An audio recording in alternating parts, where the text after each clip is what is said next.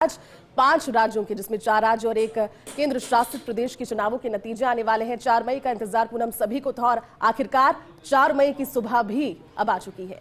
और जयती, हमने वादा किया था कि जिस तरह से जब चुनाव चल रहे थे हर एक अपडेट हमने बताया था, तो ये वादा था कि नतीजे भी उसी तरीके से सटीक और हर एक अपडेट के साथ बताएंगे और सबसे पहले बताएंगे। तो अभी 1 घंटा बचा हुआ है, लेकिन उससे पहले आपको बहुत कुछ बताना बाकी है, क्योंकि 5 राज्यों में विधानसभा चुनाव की मतगणना शुरू हो जाएगी 7 बजे से।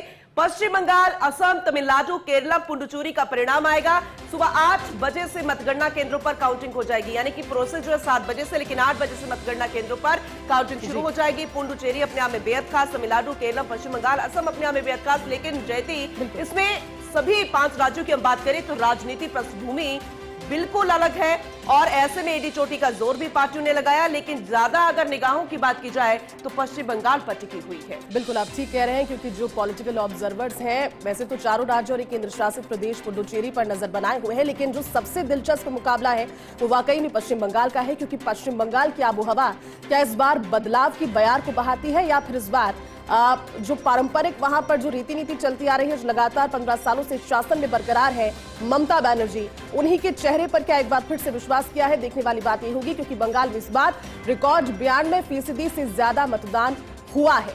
और सबसे इंपॉर्टेंट बात है, क्योंकि बंगाल में जब जब चुनावों का जिक्र हुआ, बंगाल में चुनावों के ऐलान के साथ में ही वहां पर जिस तरह की सरगर्मियां हुई, उसके बाद एसआईआर की प्रक्रिया को लेकर जिस तरह की सरगर्मी हुई, और फिर वोटर्स की जहन तक की बात को पहुंचाना कि क्यों पुरानी सरकार या फिर क्यों आने वाली सरकार बदलाव ला सकती है, या फिर जो पुरानी सरकार है उसके रहते हुए जो कार्य किए जा रहे हैं उन्हें आगे बढ़ाने की जरूरत है। तमाम सारी चीजें, लेकिन वोटर्स ने किसके लिए मन बनाया है और सिंहासन पर कौन काबिज होता है, बंगाल समेत चारों राज्यों में, जिसमें पुडुचेरी केंद्र शासित प्रदेश भी शामिल है, थोड़ी देर के बाद में, यानी कि कुछ घंटों के बाद में रुझानों के साथ स्पष्ट होगा पूरा। बिल्कुल, और दिलचस्प ये भी है जयती, क्योंकि हर बार ऐसा हुआ है कि कई चरण लगे हैं जब पश्चिम बंगाल में चुनाव हुआ, लेकिन इस बार पहली दफा ऐसा था कि 2 चरणों में वोटिंग हुई थी, और इसलिए बहुत ज्यादा मशक्कत करनी पड़ी प्रशासनिक अमले को, सुरक्षा एजेंसियों को, क्योंकि पश्चिम बंगाल ऐसा चुनाव है जहां पर चुनाव के नाम से ही दंगे भड़कने लग जाते हैं, और इसी बिंदु को मुख्य तौर पर बीजेपी ने भुनाया था। चाहे घुसपैठ का मुद्दा हो, सिंडिकेट का मुद्दा हो, या फिर ऐसे अन्य मुद्दे जिससे कहा गया कि महिला विरोधी सरकार है, महिला विरोधी दीदी बैठी हुई है और इन्हीं को बाहर निकालना है। लेकिन यहां पर विकास मॉडल लेकर आई थी दीदी जी, हम बात करें ममता बनर्जी की, लेकिन अब जनता कहते हैं कि जनार्दन है, किसके साथ यहां पर खड़ी नजर आएगी ये तो थोड़ी देर में साफ होता हुआ नजर आएगा। बंगाल में इस बार रिकॉर्ड 92% से ज्यादा वोटिंग हुई थी, और ये भी बेहद खास है, क्योंकि कहते हैं कि जब रिकॉर्ड तोड़ वोटिंग होती है तो भी रिजल्ट का रुख जो है वो मुड़ जाता है, बहुत कुछ बयां हो जाता है, तस्वीर जो है बहुत कुछ साफ हो जाती है। पहले चरण में बहुत कुछ साफ हुआ, और ऐसे कहा जा रहा था क्योंकि अपने अपने दावे करने लग गए, बीजेपी अपने दावे कर रही थी तो वहीं टीएमसी अपने दावे यहां पर करती हुई नजर आई। लेकिन इन सब के बीच में दूसरा चरण जो था वो भी बेहद महत्वपूर्ण रहा, और ऐसे में बाकी अगर चुनावों का जिक्र करे जाए वो भी बेहद खास है, क्योंकि हालांकि ये कहा जा रहा है कि बीजेपी ने सबसे ज्यादा जो जोर लगाया है वो पश्चिम बंगाल पर लगाया है, लेकिन ऐसे में असम में एक बार फिर से उन्हें उम्मीद है कि हेमंत बिस्वा जो है वो वापस से यू टर्न लेंगे और आ जाएंगे, सत्ता में काबिज होंगे। बात अगर तमिलनाडु की करें तो थोड़ा सा मुश्किल लग रहा है। एआईडीएमके के साथ हो सकता है कि गठबंधन के साथ कुछ यहाँ पर तस्वीर जो है बेहतर होती हुई नजर आए पिछले चुनावों के मद्देनजर, लेकिन पुडुचेरी, केरलम, वहां पर क्या होगा वो भी बहुत दिलचस्प कहानी है, क्योंकि राजनीतिक कहानी बिल्कुल अलग है, लेकिन इस कहानी का जो किरदार है, मुख्य किरदार वो जनता है, और जनता ही कहते हैं ना कि सिंहासन पर बिठाती है। तो इस बार हर कोई दावे किए गए जो तस्वीर हम आपको दिखा रहे हैं, जयती आप और ज्यादा डिटेल में इसे बताइएगा, क्योंकि बहुत सारे ऐसे कमेंट्स आए थे, रिएक्शंस निकल कर आए थे जब एक चरण की वोटिंग के बाद वोटिंग करते नजर आए थे मोदी जी। आपने बिल्कुल ठीक कहा, क्योंकि कहा जा सकता है इस तस्वीर को देखकर, क्योंकि देश के प्रधानमंत्री जब खुद किसी राज्य के चुनावी रण में इस तरह से उतर जाएं, इस कदर वहां पर इंडल हो जाएं कि लोगों के साथ मुलाकात करने की बात हो, उन तक पहुंचने की बात हो, अलग अलग तबकों से जुड़ने की बात हो, फुटबॉल खेलने की बात हो, या फिर वोटिंग के जरिए वहां की फोटोग्राफ्स क्लिक करने की बात हो, क्या कुछ नहीं किया भारतीय जनता पार्टी ने। और सबसे जरूरी बात है, क्योंकि 1950 से, क्योंकि जनसंघ के जो फाउंडर रहे हैं श्यामा प्रसाद मुखर्जी, उनका गृह राज्य बंगाल है, लेकिन बंगाल में कभी भारतीय जनता पार्टी अपना भगवा ध्वज नहीं फहरा पाई और यही कारण है कि 1950 से लगातार ये कोशिश उनकी ओर से की जा रही है कि वो किसी ना किसी तरह से एग्जिस्टेंस में आए। पहले की बात कुछ और थी, लेकिन अब भारतीय जनता पार्टी ने हर एक कोशिश की है और यहाँ ये कहना अतिशयोक्ति नहीं भी होगा, क्योंकि जो एग्जिट पोल में दावे किए जा रहे हैं जिसमें कांटे की टक्कर और नेक टू नेक मुकाबला भी बताया जा रहा है, और अगर करिश्माई नतीजे चौंकाने वाले आते हैं तो जो पूरब के राज्य है भारत के, उसमें एक छत्र भारतीय जनता पार्टी का राज हो सकता है अगर बंगाल चुनाव में फतेह की। और दूसरी ओर आपने जिस तरह से कहा कि असम में तो हेमंत बिस्वा शर्मा अगर इस बार जीतते हैं तो जीत की हैट्रिक उनकी हो जाएगी। दूसरी ओर अगर साउथ के राज्यों की बात की जाए तो डीएमके और एआईएडीएमके, ये दोनों तो टक्कर में है, लेकिन जो तीसरा मोर्चा है अभिनेता विजय के साथ में, उसके एग्जिस्टेंस की वजह से जो मुकाबला है वो पूनम त्रिकोणीय अब हो चुका है। तो फिर इंटरेस्टिंग वो भी देखना होगा कि क्या रहेगा। लेकिन अगर कहा जाए कि हॉट सीट और हॉट मुकाबले कहां पर इस समय चल रहे हैं तो वो सीधे तौर पर पश्चिम बंगाल, यानी कि ममता बनर्जी के उस गढ़ में, जहां पर गढ़ को फतेह करने की कोशिश भारतीय जनता पार्टी सीधे तौर पर कर रही है। और थोड़ी देर के बाद में वो तस्वीरें भी स्पष्ट हो जाएंगी धीरे धीरे रुझानों के जरिए। फर्स्ट इंडिया पर आप देख पाएंगे हर एक सीट पर कौन जीत रहा है और कहां से किसकी बढ़त चल रही है। बिल्कुल बिल्कुल जयती, और ये अपने आप में बेहद महत्वपूर्ण भी है। लेकिन कहते हैं कि कयास बहुत सारे लगाए जाते हैं उस वक्त जब चुनावों को लेकर तारीख सामने आती है कि कौन कौन यहां पर उम्मीदवार होंगे। फिर जब चुनाव हो जाती है तो फिर कयास लगाए जाते हैं एग्जिट पोल के जरिए, वो अनुमान होती है, वो रिजल्ट नहीं होती है। लेकिन जब रिजल्ट का वक्त आ जाता है तो ऐसे में फिर उस एग्जिट पोल का जिक्र करना भी उतना ही जरूरी हो जाता है कि कौन किसे जिताता हुआ यहां पर नजर आया था। तो ऐसे में असम की बात करें तो क्या हेमंत बिस्वा रिपीट होते हुए नजर आएंगे? तमिलनाडु का क्या होगा? और केरला में जो कांग्रेस कह रही है, क्योंकि अब तो शशि थरूर का नाम भी सामने आने लगा था कि हो सकता है कि वो सीएम भी बन जाए, लेकिन ये सिर्फ कयास होते हैं, बातें होती है। और पश्चिम बंगाल में जिस तरीके से बवाल, पुडुचेरी में बीजेपी बिल्कुल संतुष्ट यहां पर होती हुई नजर आ रही है। लेकिन जनता जो है वो सिंहासन पर किसे बिठाएगी, किसके सिर पर ताज सजेगा? पश्चिम बंगाल में क्या दीदी रिपीट होती नजर आएगी या फिर बीजेपी स्वाद चख लेगी जीत की? ये देखने वाली बात होगी, क्योंकि महा एग्जिट पोल पर बात करने भी जरूरी है। हालांकि फर्स्ट इंडिया न्यूज ने सबसे पहले एग्जिट पोल को लेकर जिक्र किया था, बताया था, लेकिन अब आपको एक बार फिर से डिटेल में बताते हैं चुनाव के नतीजों से पहले कि एग्जिट पोल में क्या कुछ सामने आया। सबसे पहले बात कर लेते हैं पश्चिम बंगाल को लेकर महा एग्जिट पोल, और ऐसे में चैनल्स जो है किस तरह से एग्जिट पोल का जिक्र कर रहे थे। जेवीसी की हम बात करें तो टीएमसी प्लस यहां पर 131 से 152 यहां पर सीटें बताई गई है जेवीसी की तरफ से, और बीजेपी को 138 से 159, ये भी कम नहीं है जयती। वहीं अगर कांग्रेस की बात करें तो मात्र 2 सीटों का अनुमान यहां पर है, तो अदर्स में अभी एक भी सीट नहीं दी गई है। अगर पी मार्क्यू की बात की जाए तो यहां पर टीएमसी को 118 से 138 बताई गई है और बीजेपी को 150 से 175। देखिए यहां पर तो बहुत ज्यादा सीट बता दी गई, जितनी बीजेपी ने यहां पर जिक्र किया था उससे भी ज्यादा 175 अपने आप में बहुत है। और ऐसे में कांग्रेस को एक नहीं अदर्स 2 से 6 सीटें ले सकती है। इसके बारे में जरा बताइएगा। बिल्कुल, तो मैट्रिक्स की तरफ से अगर देखा जाए पश्चिम बंगाल के एग्जिट पोल को तो 125 से लेकर 140 ये टीएमसी की एग्जिट पोल में सीट्स बताई गई है, जो कि आती हुई सीट्स लग रही है इस एग्जिट पोल के मुताबिक। और भारतीय जनता पार्टी की सीट देखिए, यहाँ पर 146 से 161 सीटें तक पहुंच सकती है भारतीय जनता पार्टी की इस एग्जिट पोल में। कांग्रेस को यहाँ पर खाता भी नहीं खुलता हुआ दिख रहा है, 0 सीटें, और उसके अलावा अदर्स 6 से लेकर 10 सीटें यहाँ पर मिल सकती है। चाणक्य स्ट्रैटेजीज की 130 से 140 सीटों के बीच में तृणमूल कांग्रेस की सीटें बताई गई है 150 से 160, यानी कि एक बार फिर से यहां पर भारतीय जनता पार्टी की बढ़त सीधे तौर पर इस चाणक्य स्ट्रैटेजीज के जरिए। और कांग्रेस की यहां पर एक बार फिर से 0 सीटें, यानी कि कोई खाता यहां पर कांग्रेस का नहीं खुला।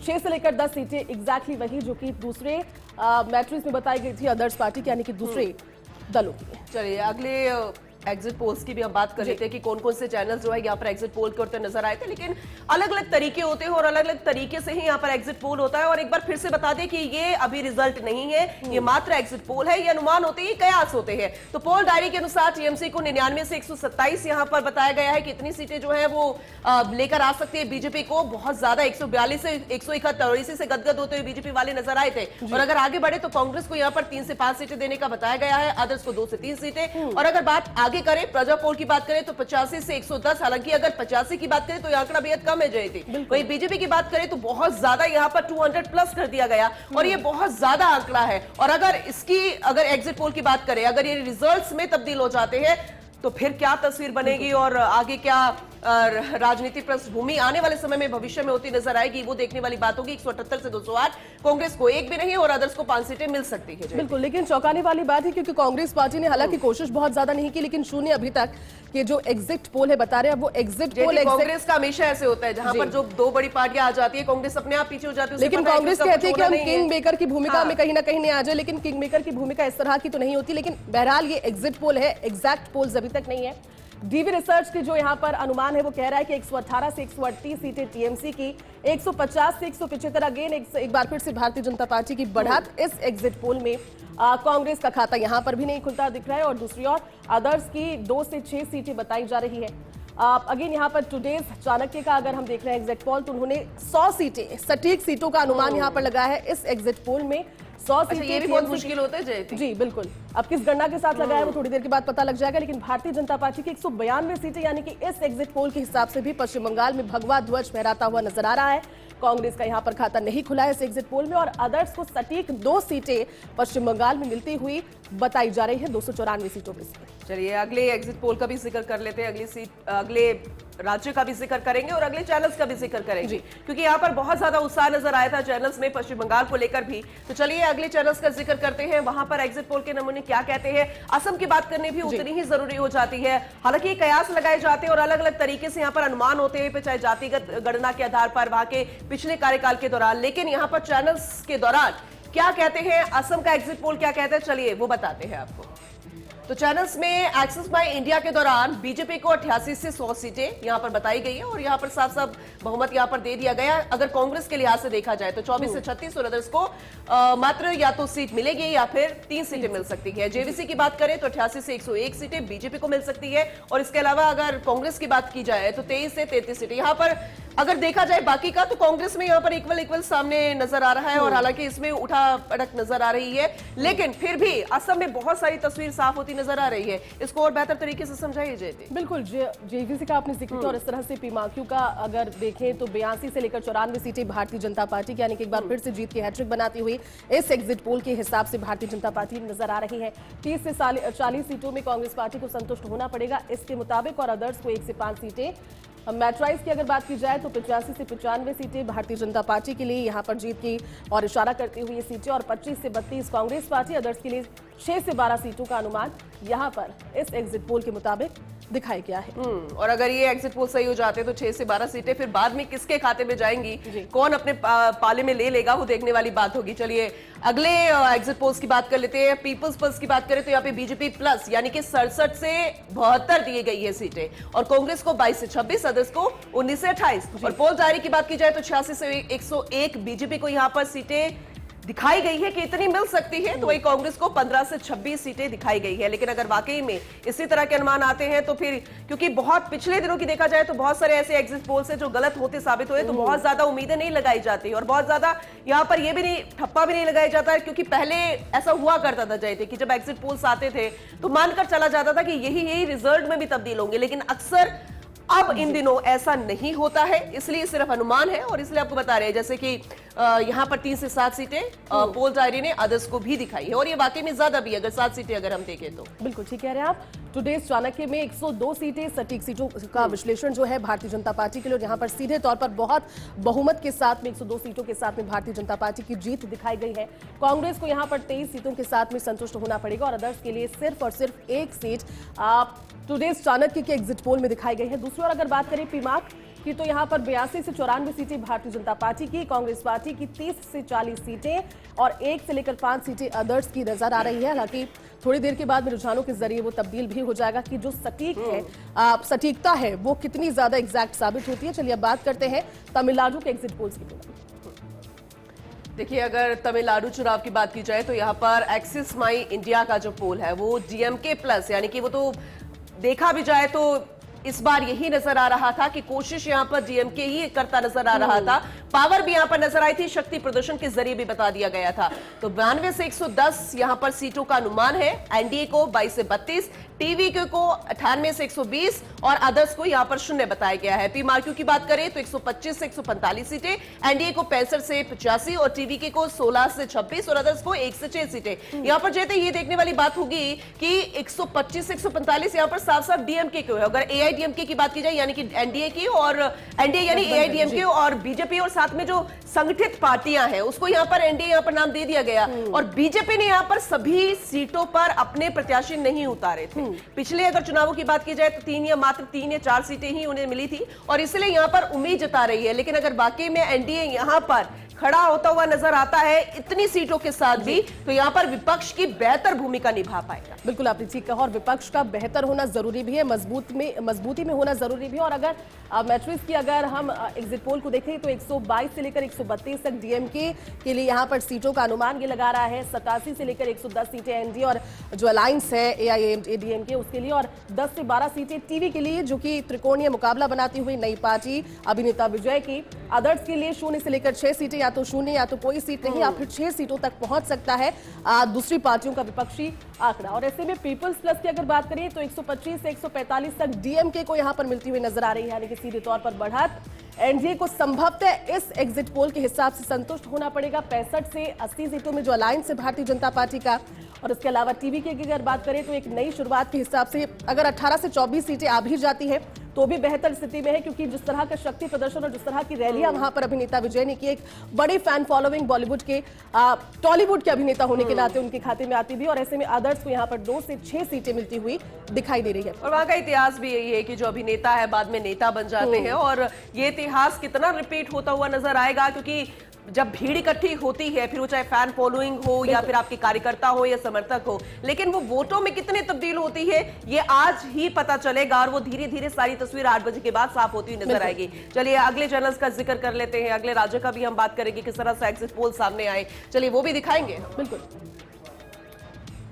तो चलिए चेंज करते हुए और अगले एग्जिट पोल का हम जिक्र करेंगे, क्योंकि बेहद जरूरी है एक एक करके ये बताना भी कि कौन से राज्य में किसकी सरकार यहां पर बनती हुई नजर आ रही है एग्जिट पोल के जरिए। लेकिन ये सिर्फ अनुमान होता है, कयास होता है, रिजल्ट तो अभी 8 बजे के बाद फर्स्ट इंडिया न्यूज पर आप सबसे पहले देखिएगा। और एक्सिस माई इंडिया यानी कि केरलम की हम बात कर रहे हैं, यहां पर एलडीएफ को 49 से 62 सीटें और यूडीएफ को 78 से 90 सीटें, ये भी अपने आप में बेहद महत्वपूर्ण है। बीजेपी की बात करें तो 0 से 3 सीटें और अदर्स को यहां पर 0 बताई गई है। जेवीसी की बात करें तो 52 से 61 और यूडीएफ को 72 से 84, बीजेपी की बात करें तो 3 से 7 और अदर्स की 0। यहां पर भी बहुत ज्यादा मेहनत बीजेपी नहीं करती नजर आई और बीजेपी अपनी स्ट्रेटेजी वहीं पर चलती है जहां पर उसे लगता है कि इस बार अगर यहां पर कोशिश की गई तो यहां पर भगवा फहराया जा सकता है, बीजेपी यहां पर काबिज हो सकती है या फिर संगठित पार्टियों के साथ या फिर अकेले अपने दम पर। लेकिन केरलम की यहां पर पृष्ठभूमि वही राजनीति की हम बात करते हैं, थोड़ी सी यहां पर अलग होती हुई नजर आ रही है। जयती अगले चैनल्स का भी जिक्र कर लेते हैं, वो यहां पर क्या कयास लगाते नजर आ रहे हैं। आपने जिस तरह से कहा, क्योंकि भारतीय जनता पार्टी के लिए कहते भी हैं जो पॉलिटिकल एक्सपर्ट्स है कि बिल्कुल एक सिंह एक शेर के तौर पर इन दिनों में काम कर रही है। जहां पर भूख है, जितनी भूख है वहां से खाने की, और वहां पर हर भरसक कोशिश करती है भारतीय जनता पार्टी। इस राज्य में बहुत ज्यादा स्कोप पृष्ठभूमि के हिसाब से नहीं, और इसलिए भारतीय जनता पार्टी की जो कोशिशें है केरलम में उतनी ज्यादा एक्सपेक्टेडली नहीं दिखाई दी। और पी मार्क की अगर बात करें तो 62 से लेकर 69 तक एलडीएफ के खाते में सीटें जाती हुई इस एग्जिट पोल के हिसाब से दिख रही है। यूडीएफ में दिख रहा है 71 से लेकर 79 सीटें, भारतीय जनता पार्टी को 1 से 4 सीटें यहां पर मिल सकती है। और ऐसे में अदर्स की अगर बात करें तो 3 सीटों तक यह आंकड़ा पहुंच सकता है। मैट्रिक्स की अगर बात करें तो 60 से 65 सीटें एलडीएफ पार्टी के लिए, यूडीएफ के लिए 70 से 75, भारतीय जनता पार्टी के लिए 3 से 5 सीटों तक यह आंकड़ा पहुंच सकता है और अदर्स के लिए 2 से 4 सीटें इस एग्जिट पोल के हिसाब से उनके हिस्से में आ सकती है। बिल्कुल जयती, आपने सही कहा और ये उतना भी जरूरी है जितना हमारे लिए कि 8 बजे के बाद जब घड़ी एक बार फिर से कहते हैं क्लॉकवाइज घूमेगी, क्योंकि उससे पहले एंटी क्लॉक थी उन लोगों के लिए जिनकी कहते हैं कि सब कुछ दांव पर लग गया और धीरे धीरे धड़कनें तेज होती नजर आई। लेकिन अब एक बार फिर से घड़ी घूमेगी और फिर सारे नतीजे साफ होते नजर आएंगे 8 बजे के बाद।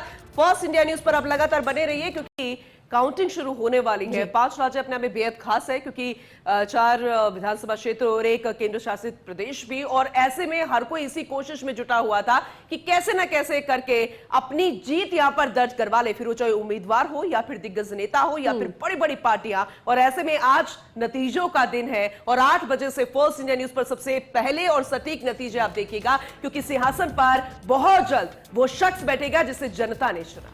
बिल्कुल आप ठीक कह रहे हैं, और 5 सालों का जो इंतजार है क्या वो खत्म होता है जनता का, कि जिस बदलाव की कोशिश इन 5 राज्यों में भारतीय जनता पार्टी की कोशिश, जहां पर कुछ राज्यों में सत्ता में काबिज होने की है, दूसरी पार्टियों के अगर अपनी एग्जिस्टेंस को बनाए रखने की, देखने वाली बात होगी। लेकिन चलिए अब आप सीट वाइज हम देख लेते हैं, क्योंकि पुणे में चुनाव में कई सीटें ऐसी रही जो कि हॉट सीट्स रही। अब 5 राज्यों के अलग अलग सीटों पर बात करना फिलहाल प्रैक्टिकली पॉसिबल नहीं है, लेकिन हमारे दर्शक और हम जिन सीटों को लेकर के बहुत उत्साहित है कि वहां से कौन जीत दर्ज कर रहा है, उन पर बात करते हैं। चलिए ठीक है, आगे बढ़ते हैं और बताएंगे कि चाहे पश्चिम बंगाल की बात करें, तमिलनाडु की बात करें, असम की बात करें, पुडुचेरी की बात करें, केरलम की बात करें, वीवीआईपी सीट्स होती है, हॉट सीटें होती है, और जहां पर कहते हैं ना कि ऐसा मुकाबला होता है कि जैसे पहला और आखिरी मुकाबला है, तो उन सीटों का जिक्र करते हैं राज्यवार, किस सीटों पर आखिर कौन यहां पर लड़ता हुआ नजर आया। बात कर लेते हैं सबसे पहले पश्चिम बंगाल की, और भवानीपुर विधानसभा क्षेत्र ये अपने आप में बेहद खास, क्योंकि खुद ममता बनर्जी इस सीट से, शुवेंदु अधिकारी और आईएनसी, हालांकि वैसे तो देखा जाए तो कहते हैं ना कि ट्रायंगल ही नहीं, यहाँ पर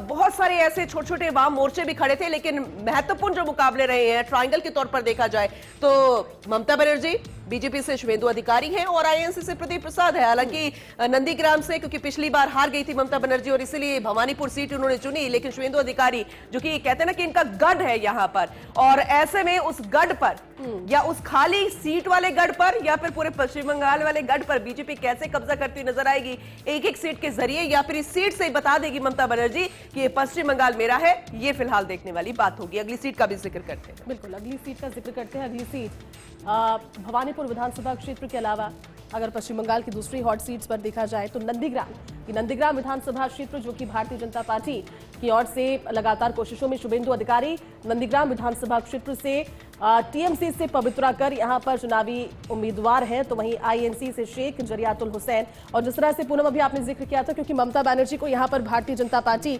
लगातार उस कंपटीशन के नजरिए से देख रही है जिसे हल्के में नहीं लिया जा सकता। भले ही एग्जिट पोल्स के जरिए कहीं पर उत्साहित करने वाले नतीजे भी सामने आ रहे हैं, लेकिन भारतीय जनता पार्टी इस बात को बखूबी जानती है कि लगातार 2011 से ममता बनर्जी ने जिस गढ़ को बनाकर रखा है, जिस किले को बनाकर रखा है, उसे ध्वस्त करना आसान भी नहीं होगा। और इसलिए शुवेंदु अधिकारी, जो कि इंडिविजुअली बहुत स्ट्रांग कैंडिडेट है, उन्हें इस सीट से भी उतारा गया और भारतीय जनता पार्टी के शुवेंदु अधिकारी नंदीग्राम विधानसभा क्षेत्र से, टीएमसी के पवित्रा कर और साथ ही साथ कांग्रेस पार्टी के यानी कि हाथ के साथ शेख जरियातुल हुसैन यहां पर उम्मीदवार के तौर पर चुनावी मैदान में इस बार रहे। हालांकि इनकी किस्मत का फैसला आप सभी का हो चुका है, मतदान में मतपेटियों में वो फैसला बंद है और 8 बजे से किस्मत का फैसला होना शुरू भी हो जाएगा।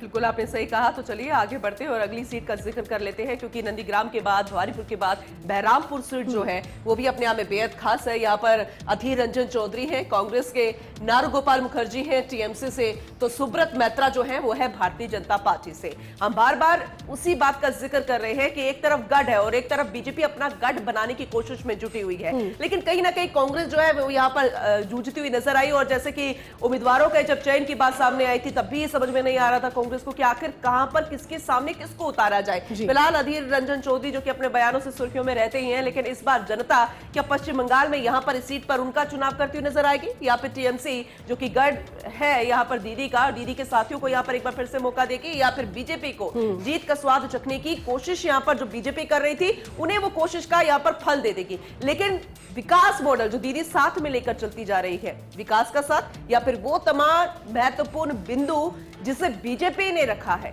क्या उन बिंदुओं को देखते हुए, फिर वो चाहे महिला विरोधी दीदी है, घुसपैठ की बात की गई है, समान नागरिकता की बात की गई है, उस पर भी विचार विमर्श किया जाएगा। और साथ ही साथ सबसे महत्वपूर्ण सनातन हिंदूवाद, क्या वो भी बढ़ चढ़कर यहां पर बोलता हुआ नजर आएगा, वो देखने वाली बात होगी। क्योंकि एक एक सीट जो है पश्चिम बंगाल की अपने आप में बेहद खास है। बेहद महत्वपूर्ण है। अब इसका अंदाजा तो हम इस बात से लगा सकते हैं कि पांचों राज्यों के चुनावों का नतीजा, लेकिन सबका जो नजरिया है फिलहाल इसी बात को देखने को है। और देश के लिए आज बहुत महत्वपूर्ण दिन। चलिए अब दूसरी खड़गपुर सदर सीट का रुख कर लेते हैं, क्योंकि ये सीट भी हॉट सीट है इस चुनाव के लिए। भारतीय जनता पार्टी के दिलीप घोष, अक्सर आपने इन्हें टेलीविजन प्रवक्ता के तौर पर भारतीय जनता पार्टी का पक्ष रखते हुए सुना होगा। अपनी वाकपटुता के लिए जाने जाते हैं। उनके सामने टीएमसी की प्रदीप सरकार है, ये भी इंडिविजुअली एक बड़े और स्ट्रॉन्ग कैंडिडेट के तौर पर भारतीय जनता पार्टी के सामने टीएमसी के उम्मीदवार के तौर पर चुनाव लड़ रहे हैं। सीट से जिसका नाम है खड़गपुर सदर विधानसभा क्षेत्र, और आईएनसी ने एक महिला उम्मीदवार को यहां पर टिकट दिया है जिनका नाम है डॉक्टर पापिया चक्रवर्ती। लेकिन सबसे महत्वपूर्ण बात है, क्योंकि जिस तरह से पूनम आपने जिक्र भी किया, बहुत सारे मुद्दे इस बार रहे, लेकिन मुद्दों का असर जो परंपरागत वोटर्स हैं उन पर किस तरह से पड़ पाया। और सबसे महत्वपूर्ण चीज अगर यहाँ पर ध्रुवीकरण वोटों का देखा जाए तो एसआईआर के मुद्दे, और एसआईआर के बाद में जब 91 लाख वोटर्स के नाम वहां से कटे, और वो भी मुस्लिम बहुल के जो इलाके हैं वहां पर वोटर्स के नाम ज्यादा कटना। कई परिवार ऐसे जिसमें पिता का नाम कट गया, बाकी परिवार के लोग रह गए, परिवार के लोगों का नाम कट गया, पिता रह गए। बहुत सारी चीजें ऐसी जो वहां के समीकरणों को छेड़ती हुई नजर आ सकती है। लेकिन इस खड़गपुर सदर विधानसभा क्षेत्र में त्रिकोणीय मुकाबला, एक महिला उम्मीदवार के सामने भारतीय जनता पार्टी के दिलीप घोष और टीएमसी प्रदीप सरकार भी यहाँ पर त्रिकोणीय मुकाबले में दिख रहे हैं। पूनम, तो चलिए आगे बढ़ते हैं और अगली सीट का जिक्र कर लेते हैं, क्योंकि बार बार ये भी कहा जा रहा था कि टीएमसी पर आरोप लग रहा था कि ये अपने नागरिकों को ये मैसेज दे रही है कि आपको आना होगा, वोट करना होगा, नहीं तो फिर खाना पानी जो है वो सब कुछ बंद कर दिया जाएगा। लेकिन क्या वाकई में ऐसा होता हुआ नजर आया था?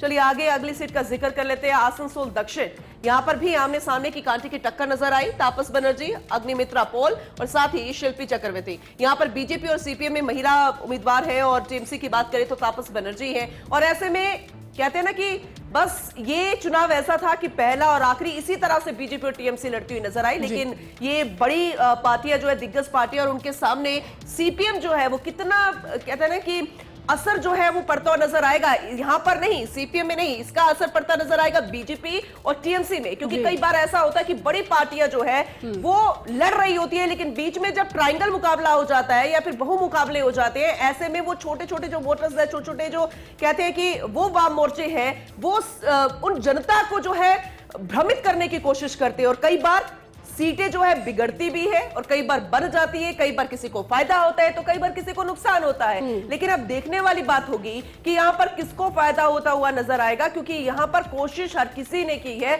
और कई बार जानबूझकर भी ऐसा किया जाता है, वाम मोर्चों को उतार दिया जाता है ताकि फायदा जो है हमें मिले ना मिले, लेकिन सामने वाले को नुकसान हो। तो कई बार सीटें ऐसी भी होती है, और उसमें आसनसोल दक्षिण भी ऐसी ही एक सीट है। चलिए अगली सीट का भी जिक्र करेंगे जयती। बिल्कुल, अगली सीट का जिक्र करते हैं। अगली आसनसोल दक्षिण विधानसभा क्षेत्र के अलावा जो दूसरी सीट है वो है सोनारपुर दक्षिण सीट, पश्चिम बंगाल की सोनारपुर दक्षिण सीट। और सीट जो है, और सबसे अच्छी बात है क्योंकि तीनों जो प्रतिद्वंदी है वो महिला प्रतिद्वंदी इस बार सोनारपुर दक्षिण विधानसभा सीट से अरुंधति मैत्रा, जहां पर तृणमूल कांग्रेस की प्रत्याशी रूपा गांगुली, जिन्हें आप सदन में देखते हैं, वो भारतीय जनता पार्टी के प्रत्याशी के तौर पर, और आईएनसी यानी कांग्रेस पार्टी से सुब्रता दत्ता यहां पर चुनावी मैदान में है।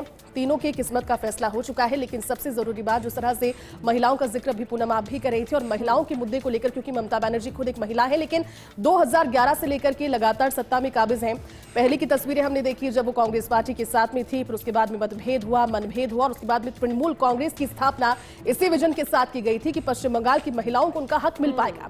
लेकिन इन 15 सालों के गुजरते हुए जाहिर सी बात है कि कोई भी पार्टी जब सत्ता में इतने लंबे समय तक रहती है, एंटी इंकम्बेंसी एक फैक्टर होता है जो कि जनता में धीरे धीरे दिखने लगता है। हालांकि जो बंगाल के वोटर्स हैं वो इसलिए दूसरे राज्यों की तुलना में बहुत ज्यादा जागरूक भी है, क्योंकि 92% तक वोटिंग का आंकड़ा पहुंचता, जहां दूसरे राज्यों में यह आंकड़ा ज्यादा से ज्यादा 76 से लेकर के 80% तक डेटा रिपोर्ट के हिसाब से पहुंच पाता है। 92% वो आंकड़ा इस भीषण गर्मी में पहुंचा। यानी कि जो फैक्टर्स हैं, जो लगातार कोशिशें की गई है, जो योजनाएं हैं, वो काम तो कर रही है, लेकिन अब किसके हिस्से कर रही है, इस सीट के जरिए तीनों महिला प्रत्याशियों के जीत के साथ वो भी डिसाइड होगा।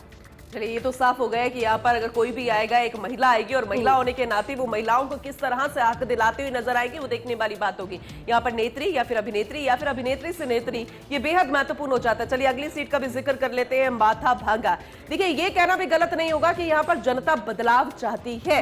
कई बार ऐसा होता है कि बहुत ज्यादा सत्ता में जो काबिज नुमाइंदे होते हैं, राजनेता होते हैं, वो इतना बेहतर काम करते हैं कि जनता बदलाव नहीं चाहती। लेकिन एक वक्त ऐसा आ जाता है कि जनता बदलाव चाहती है, और ऐसे में फिर पार्टियों को भी मशक्कत करनी पड़ती है कि वहां पर उम्मीदवार भी वैसा ही उतारा जाए। बीजेपी से निश्चित प्रमाणिक है, माथाभांगा विधानसभा क्षेत्र की हम बात करें, टीएमसी से डॉक्टर सबलू बर्मन है, तो सीपीएम से खगेन चंद्र बर्मन भी है। लेकिन अब देखने वाली बात यही है कि जनता जो है वो डर के कारण यहां पर वोटिंग प्रतिशत इतना बढ़ा पाई, इतनी गर्मी में, जैसे जयती आपने जिक्र किया, क्योंकि एक डर ये भी था कि खाना पानी उनका बंद हो जाएगा, क्या जाके उनको वोट कास्ट भी करना है, नहीं तो पता नहीं उनके साथ क्या हो जाएगा। क्योंकि पश्चिम बंगाल, वहां की राजनीति सबसे अलग, वहां की राजनीति पृष्ठभूमि, बार बार हम इसलिए कह रहे हैं क्योंकि वहां पर चुनाव के नाम से दंगे होने शुरू हो जाते हैं, मारपीट होने शुरू हो जाती है, और इस हद तक जाती है कि फिर वो ये नहीं देखते कि सामने कितना बड़ा नेता है। हाथापाई तो बहुत छोटी बात है, और इसीलिए उम्मीदवार कितना मजबूत वहां पर हो, और ऐसे में जनता वहां पर क्या डरती है या फिर दबंग कितनी है, ये वोटिंग प्रतिशत बहुत कुछ बयां करता है। और इस बार तो रिकॉर्ड टूटे हैं। दोनों ही हम चरण की बात करें, पहली बार 2 चरण में यहां पर मतदान होता हुआ नजर आया, लेकिन इस सीट की हम बात करें, ये भी अपने आप में बेहद खास है। निश्चित प्रमाणिक ये इसलिए भी महत्वपूर्ण है क्योंकि ये बड़े लंबे समय से यहां पर काबिज है, और इन्होंने इस जगह को इस तरह से अपना गढ़ बना लिया है। बीजेपी बहुत ज्यादा विश्वास इन पर करती है, और कई लोग इन पर विश्वास करते हैं, लेकिन वो लोग क्या समर्थक के रूप में है, एक भीड़ के तौर पर है, या फिर वापस में ये कहे कि वोटिंग के तौर पर भी वो तब्दील होते हुए नजर आए, ये देखने वाली बात होगी। क्योंकि निश्चित पर भी बहुत ज्यादा विश्वास इस बार भारतीय जनता पार्टी ने जताया है। बिल्कुल आप ठीक कह रहे हैं। चलिए कमरहाटी विधानसभा सीट पर अब बात कर लेते हैं। ये भी विधानसभा सीट हॉट सीट है। वहां की मदन मित्रा तृणमूल कांग्रेस से भारतीय जनता पार्टी के सामने टक्कर देते हुए, और ऐसे में भारतीय जनता पार्टी की अगर बात करें तो अरुण चौधरी पुलक यहां पर प्रत्याशी के तौर पर, सीपीएम ने इस सीट पर भी अपने प्रत्याशी को उतारा है जिनका नाम है मानस मुखर्जी। आप जिस तरह से अभी पूनम आप कह रहे थे कि चुनावों के दौरान बहुत सारे दल ऐसे हैं जो कि सक्रिय तौर पर काम करते हैं, और बहुत सारे वोटर्स ऐसे हैं जो कि साइलेंट वोटर्स के तौर पर काम करते हैं, जिनका काम सिर्फ यही होता है कि दूसरे जो थर्ड मोर्चे पर जा रहे वोट है उनको काटा जाए, या फिर थर्ड मोर्चे का जो काम होता है वो ये होता है कि जो दोनों पार्टियां जो नेक टू नेक फाइट उस समय लड़ रही हैं उनके वोट को किस तरह से मिनिमाइज किया जाए, और जो सीधे तौर पर मुकाबला जीतते हुए कोई नजर आ रहा है तो उसे किस तरह से ग्लिच भेज दिया जाए।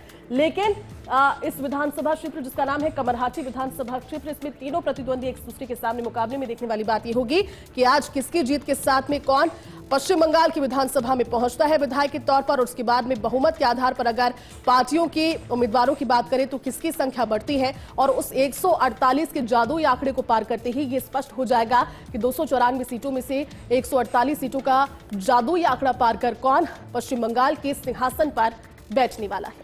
बिल्कुल जयती, आपने सही कहा, और अगली हॉट सीट का भी जिक्र कर लेते हैं।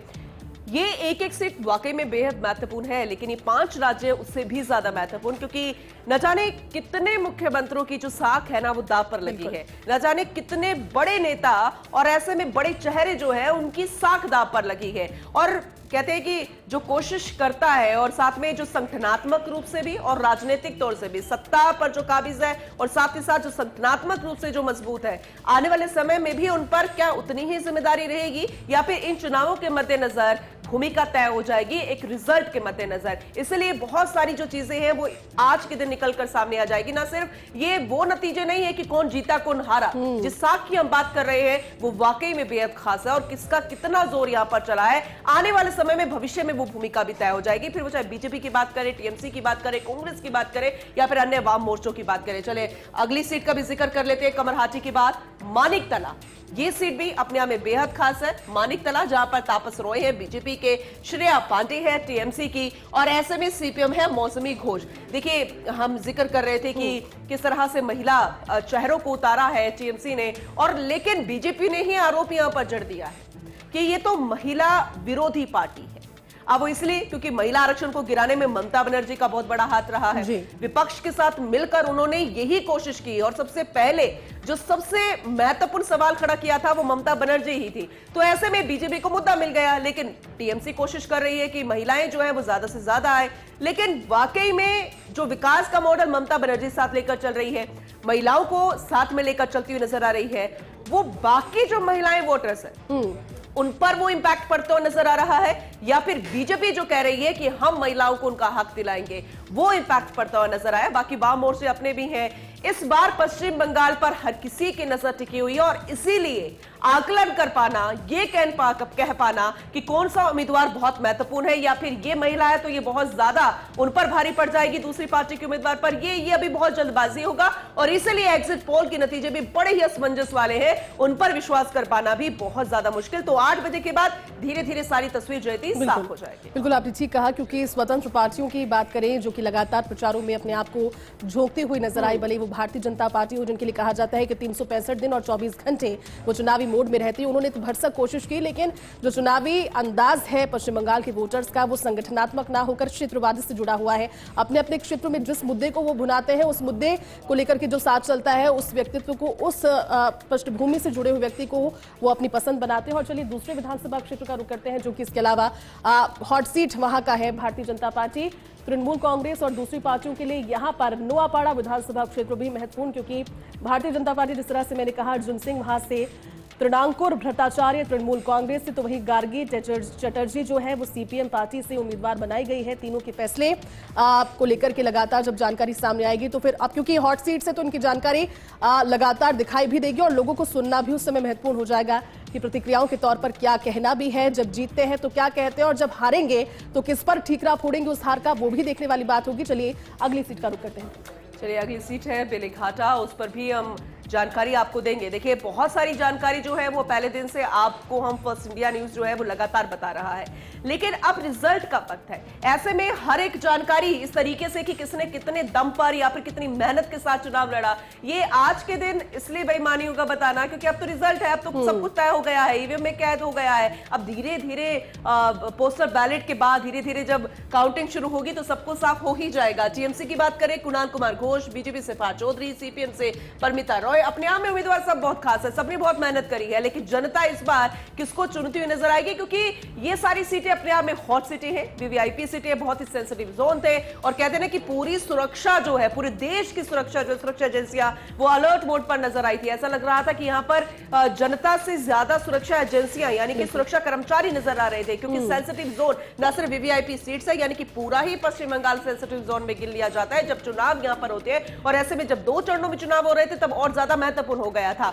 हालांकि नतीजों का दिन है और नतीजे किसके पक्ष में होते हैं बहुत जल्द साफ हो जाएगा। 8 बजते ही धीरे धीरे वो सारी तस्वीरें साफ होती हुई नजर आएगी। टीएमसी ने पूरी कोशिश की, बीजेपी ने पार्थ चौधरी को यहां पर मैदान में उतारा, तो सीपीएम से परमिता रॉय है, वो देखने वाली बात होगी कि जनता जो है क्या इस बार वापस से टीएमसी या फिर बीजेपी या फिर जो स्वतंत्र या फिर अन्य वाम मोर्चे यहां पर नजर आ रहे हैं उन्हें भी मौका देती हुई नजर आएगी। तो चलिए अगली सीट का भी जिक्र कर लेते हैं, वो भी बेहद महत्वपूर्ण। बिल्कुल, अगली सीट का नाम सुनते ही आपको याद आने लगेगा क्योंकि ये जो सीट है इसका नाम आपने अक्सर खबरों में और सुर्खियों में सुना है, संदेशखाली विधानसभा सीट। संदेशखाली विधानसभा सीट भारतीय जनता पार्टी के उम्मीदवार के तौर पर सनत सरकार यहां से झरना सरदार तृणमूल कांग्रेस, तो वहीं आईएनसी के युधिष्ठिर भूमि जी यहां से चुनावी मैदान में है। संदेशखाली का मुद्दा बहुत ज्यादा गरमाया था, ममता बनर्जी लगातार इसको लेकर के अपने बयानबाजी में बयान भी दिए कि संदेशखाली में जिस तरह की बातें और लोगों तक मैसेज पहुंचाने की कोशिश भारतीय जनता पार्टी कर रही है वो सिरे से उसे खारिज करती है, जनता खुश है। लेकिन संदेशखाली के विधानसभा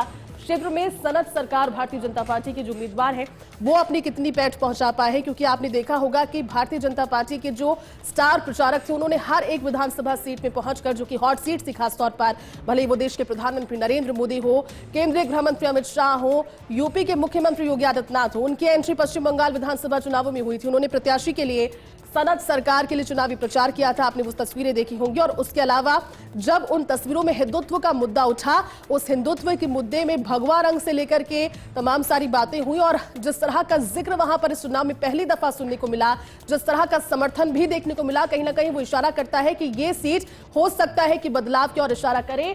सनत सरकार संभवतः जीत सकते हैं, कुछ भी कहना जल्दबाजी होगा, लेकिन बयान इस बार उनके पक्ष में बहती हुई भी दिखाई दी। और मुकाबले में अगर देखा जाए तो तृणमूल कांग्रेस ने एक महिला उम्मीदवार को उतारा है जिनका नाम है झरना सरदार युधिष्ठिर भूमि जी, आईएनसी से यहां पर इस चुनावी मैदान में। तो इस तरह से बात हमने की है संदेशखाली विधानसभा सीट की।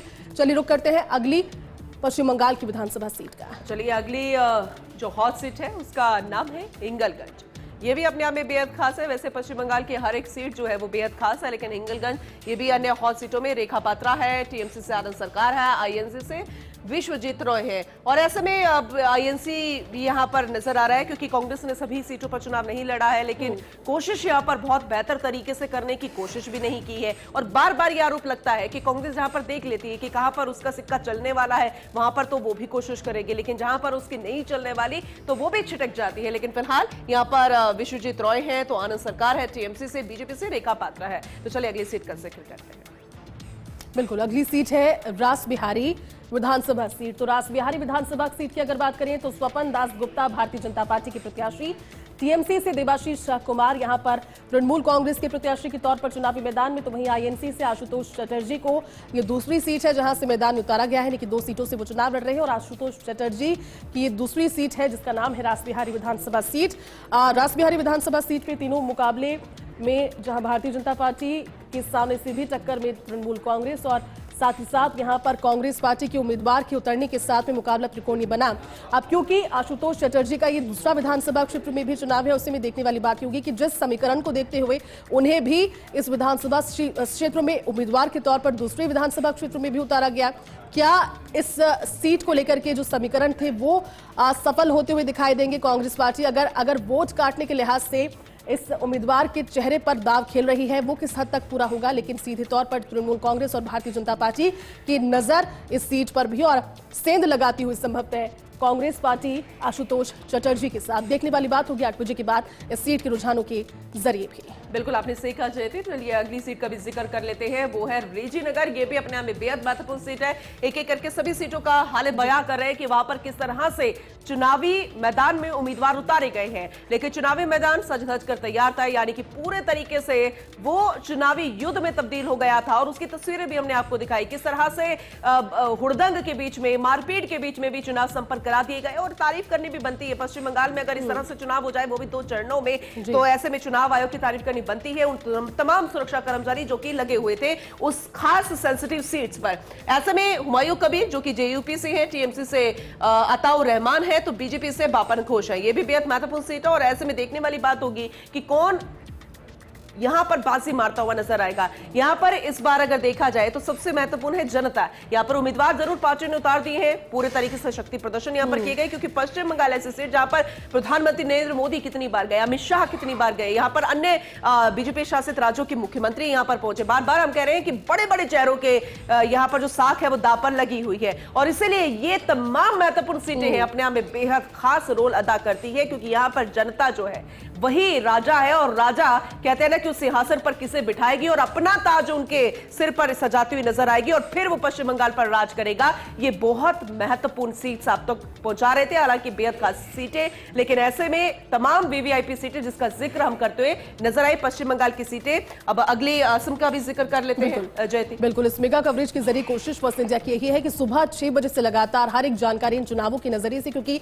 देश के लिहाज से बहुत महत्वपूर्ण दिन है, सिंहासन की बात की जा रही है। चलिए बात करते हैं असम की उन विधानसभा सीटों की जो कि इस चुनाव में हॉट सीट्स रही। सबसे पहले बात करते हैं जालुकबारी सीट की। ये असम की विधानसभा हॉट सीट है। हिमंत बिस्वा शर्मा असम के वर्तमान मुख्यमंत्री, सिटिंग मुख्यमंत्री, और ऐसे में उनकी सीट पर भारतीय जनता पार्टी के प्रत्याशी के तौर पर एक बार फिर से मैदान में कांग्रेस पार्टी जी यहां पर महिला उम्मीदवार जिनका नाम है विदिशा नियोग, उन्हें उतारा है। और सीधे तौर पर यहां पर किसी और की टक्कर नहीं, हिमंत बिस्वा शर्मा वर्सेस विदिशा नियोग नजर आ रहे हैं। और जिस तरह की फैन फॉलोइंग, हालांकि देखिए हिमंत बिस्वा शर्मा जो कि पहले पार्टी के साथ नहीं थे, लेकिन जब उन्होंने कहा कि विचारधारा में बदलाव हुआ, प्रधानमंत्री की विचारधारा से प्रभावित हुए, नरेंद्र मोदी प्रधानमंत्री के अलावा उन्होंने अमित शाह का जिक्र किया जो उनकी विचारधारा से प्रभावित हुए, भारतीय जनता पार्टी की जनसंघ की विचारधारा का बार बार जिक्र करते रहे। उन्होंने कहा कि जो बदलाव है वो सिर्फ देश के हित में काम करने को लेकर है। और ऐसे में जब से शुरुआत हुई है लगातार उनकी जीत की जो कहा जा सकता है कड़ी है वो चल रही है। और ऐसे में अगर इस बार जीतते हैं इस सीट से और मुख्यमंत्री के तौर पर, क्योंकि उन्हीं का चेहरा देखा जा रहा है, इसलिए सबसे महत्वपूर्ण सीट असम विधानसभा चुनावों में जालुकबारी विधानसभा सीट। और अगर जीतते हैं हिमंत बिस्वा शर्मा तो जीत की हैट्रिक हो जाएगी। लेकिन अगर कोई करिश्मा यहां पर होता है और कांग्रेस पार्टी की जो प्रत्याशी विदिशा नियोग यहां से जीतती है, तो फिर देखने वाली बात यह होगी कि किस तरह का समीकरण बैठता है बहुमत के आधार पर असम विधानसभा चुनावों में भी। बिल्कुल आपने जयती सही कहा। और ऐसे में जब असम की बात आती है तो फिर चाय याद आती है, और इसीलिए चाय बागवानी जो है उसको किस तरीके से उस कल्चर को बचाया जा सके, यहाँ पर एडी चोटी का जोर इस बिंदु को लेकर भी सभी पार्टियों ने लगाया, जिसमें चाहे हम कांग्रेस की बात करें या फिर बीजेपी की बात करें। हालांकि दोनों ही गठबंधन में है, चाहे कांग्रेस विपक्षी दलों के साथ और एनडीए, यहाँ पर बीजेपी बिल्कुल कोशिश यहाँ पर करती हुई नजर आ रही है। जैसे कि आपने हेमंत बिस्वा का भी जिक्र किया। चलिए अगली सीट का जिक्र कर लेते हैं। जोरहाट की बात करते हैं। तमाम वीवीआईपी सीटें असम के, हालांकि जितने भी एग्जिट पोल्स यहां पर आए उसमें बढ़त यहां पर नजर आई है, बीजेपी को दिखाई गई है। लेकिन हमने कहा था कि बहुत सारे ऐसे मुख्यमंत्री हैं, बहुत सारे ऐसे बड़े बड़े चेहरे हैं जिनकी साख दांव पर लगी। उसमें है गौरव गोगोई भी, जिनके ऊपर महत्वपूर्ण जिम्मेदारी, और वो खुद यहां पर लड़ते हुए नजर आ रहे हैं। जोरहाट सीट से हितेंद्र नाथ गोस्वामी उनके सामने बीजेपी ने उतारे हैं। लेकिन गौरव गोगोई के सामने हितेंद्र नाथ गोस्वामी, जनता किसका चुनाव करेगी, ये तो वाकई में बेहद महत्वपूर्ण है, क्योंकि मुद्दे यहाँ पर भी बेहद खास है। जैसे कि हमने चाय बागवानी का यहाँ पर जिक्र किया, यहाँ पर भी घुसपैठ को लेकर बहुत सारे ऐसे और भी महत्वपूर्ण बिंदु जो थे जिसे बीजेपी लेकर यहाँ पर लड़ती हुई नजर आई। लेकिन कांग्रेस ने यहाँ पर बहुत कोशिश की, क्योंकि कांग्रेस को जहां पर नजर आता है कि वहां पर वो चुनाव जीत सकती है, वहां पर वो पूरी शक्ति लगा देती है। फिर वो चाहे राहुल गांधी की बात करे, प्रियंका गांधी की बात करे, तमाम दिग्गजों की बात करें, यहां पर बड़ी बड़ी चुनावी रैलियां करते हुए नजर आए थे। बिल्कुल आपने ठीक कहा, क्योंकि कांग्रेस के पास इसके अलावा कोई अभी वर्तमान परिप्रेक्ष्य के हिसाब से चारा बचा भी नहीं है। कांग्रेस पार्टी को मजबूरी में ही सही, लेकिन उन सीटों पर भी कोशिश करनी पड़ेगी पूनम, जहां पर लगातार कई सालों से जमीन जो है वो बंजर भी पड़ी। लेकिन बरलच्चा जो विधानसभा सीट है उस पर आप बात कर लेते हैं, क्योंकि असम विधानसभा चुनाव में वो भी एक हॉट सीट के तौर पर रही। दूसरी सीट का रुख करते हैं। जोरहाट विधानसभा क्षेत्र का हमने जिक्र किया, और भारतीय जनता पार्टी से जहां बरन सरमाहा इस समय चुनावी मैदान में डटे हुए हैं, कांग्रेस पार्टी से रुकन बोरा है, और साथ ही यूपीपीएल, यानी कि यहां पर जो मुकाबला है दूसरी सीटों के हिसाब से अगर देखा जाए तो पहले जिन सीटों पर हमने बात करी वहां पर सीधे तौर पर दो लोगों के बीच में, दो पार्टियों के बीच में, भारतीय जनता पार्टी कांग्रेस के बीच में सीधा मुकाबला था। लेकिन इस सीट पर, जिसका नाम है बरलच्चा विधानसभा सीट, यहां पर बाबूराम बनसुतमारी, जो कि यूपीपीएल से, यूनाइटेड पीपल्स पार्टी से, लिबरल से असम चुनावों में इस सीट पर चुनावी मैदान में है। त्रिकोणीय मुकाबला है। संभवतः वहां पर क्षेत्रीय जो मुद्दे हैं उनको लेकर के साथ चलते हैं, इस वजह से पार्टी ने उन्हें उम्मीदवार के तौर पर उतारा। एक अच्छी पैठ का भी यहां पर एक रोल हो सकता है, जिस वजह से उन्हें पार्टी ने टिकट दिया हो। लेकिन इस सीट पर त्रिकोणीय मुकाबला, और देखने वाली बात यह होगी कि चुनावों के नतीजों के सामने आने के साथ इस विधानसभा सीट पर भी किसकी जीत होती है। बिल्कुल आपने सही कहा। और अगली सीट का भी जिक्र कर लेते हैं, जो कि बिनाकंडी सीट है। बिनाकंडी सीट में कौन कौन सामने है, चलिए आपको बताते हैं। यहाँ पर भी ट्रायंगल मुकाबला है। बदरुद्दीन अजमल है एआईडीयूएफ से, एजीपी है शहाबुद्दीन मजूमदार, और एजीपी रजाउल करीम चौधरी। देखिए, जैसे कि हम कह रहे थे कि कांग्रेस और बीजेपी अपने संगठित पार्टियों के साथ यहाँ पर लड़ती हुई नजर आ रही है, लेकिन यहाँ पर न सिर्फ कांग्रेस की तरफ से राहुल गांधी या फिर प्रियंका गांधी, बल्कि मोदी और अमित शाह भी यहाँ पर कई रैलियां करके गए हैं। उन्होंने भी तमाम बिंदु यहाँ पर निकाले। हालांकि कांग्रेस भी उन्हीं बिंदु के साथ वापस आने की कोशिश यहाँ पर करती हुई नजर आ रही है। फिर वो चाहे जैसे चाय बागान का जिक्र किया, उनके मजदूरों के हक की बात हो, यहां पर एक बार विकास मॉडल की बात हो, और यहां पर बाढ़ बहुत ज्यादा आती है, और ऐसे में उन मुद्दों को लेकर बीजेपी भी यहां पर कोशिश करेगी कि एक बार फिर से जीत का स्वाद चखा जाए। हेमंत बिस्वा, जो कि मुख्यमंत्री के तौर पर पहली बार यहां पर चुनाव लड़ रहे हैं, यह भी अपने आप में बेहद महत्वपूर्ण है। और ऐसे में उन चेहरों को देखते हुए, क्योंकि जनादेश यहां पर मांगा गया है सीधा, तो ऐसे में इन चेहरों को उन पार्टियों के दम पर किस तरह से जनता चुनाव करती नजर आएगी, ये आने वाला वक्त बताएगा। देखिए, और भी सीटों पर बात करना है, क्योंकि सीटें बहुत सारी है, हर राज्य में बहुत सारी सीटें, लेकिन उन सीटों में भी सिलेक्टिव जो हॉट सीट्स हैं, फर्स्ट इंडिया लगातार उन सीटों के भविष्य से लेकर के जो वर्तमान परिस्थितियां हैं और साथ ही साथ जो इतिहास रहा है उन सीटों का, उस पर भी डिस्कशन करा है।